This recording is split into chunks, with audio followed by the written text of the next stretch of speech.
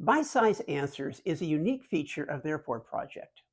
It's designed to help you navigate some of faith's most difficult questions in a way that creates an opportunity not to keep talking about the question, but to share the gospel. It's all about conversations. It's not at all about trying to prove that we're right and somebody else is wrong.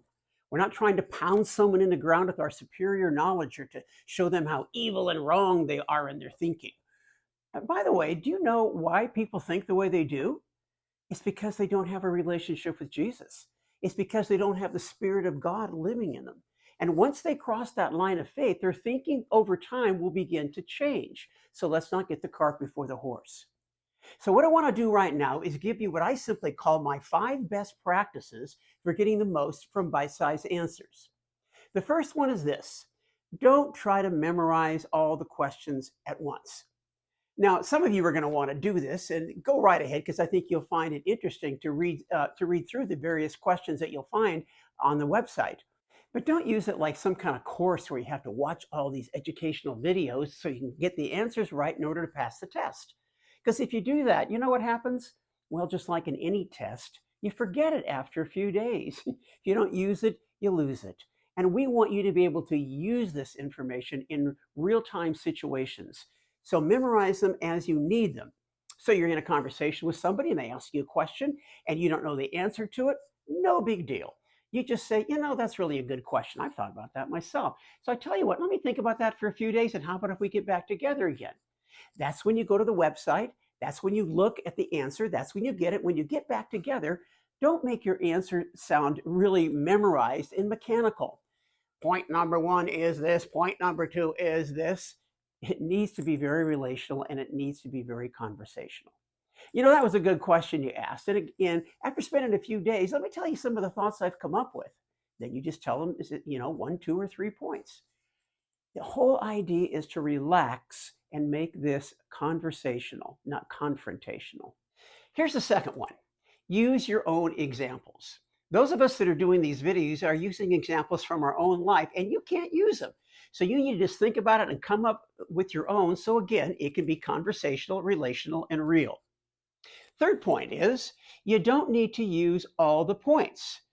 If the answer that you find on the website has 2, 3, or 4 points, and after giving the first one, you can just sense that the person, okay, that's good, and they're ready to hear the gospel, forget the other 2 or 3, because the answer is not in your answer.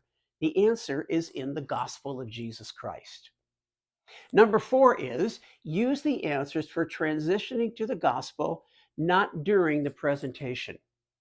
Sometimes right in the middle of when you're communicating the gospel, someone might say, well, wait a minute. Now, if God's so loving, why would he allow evil?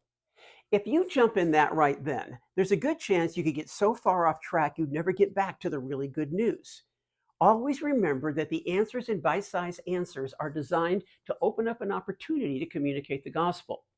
So if someone asks you a question right in the middle of the presentation, say something like, that's a good question. I tell you what, why don't you let me finish what we're talking about here? When we're done, if you want to, we can go back and answer that.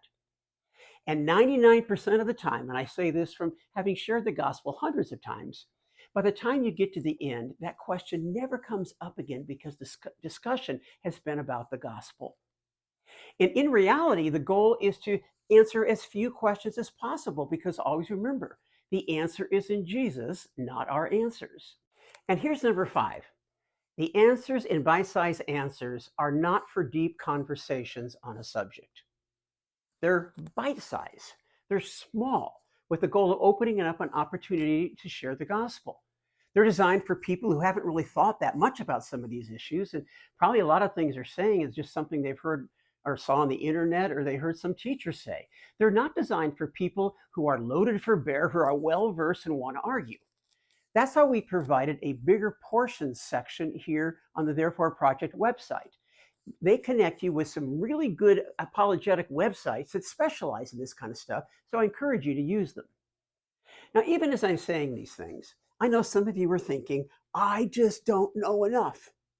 You got to change that way of thinking, because you need to know so little. You need a clear presentation of the gospel, and you need to have access to the answers to a few of these difficult questions, but that's it. And both of these are provided for you right here on the Therefore Project website, because our goal is to equip you to be able to step into your role as ambassadors of Christ, to join the adventure of being a conversational communicator of the gospel. And when you do, I guarantee you it'll change the way you look at every day of your life, because you'll begin to see yourself as working with God in loving and reaching the world that He loves and He died to redeem. Because God so loved the world, He gave His only Son, that whoever would believe in Him would not perish but have eternal life. And we get to work with Him in seeing that happen.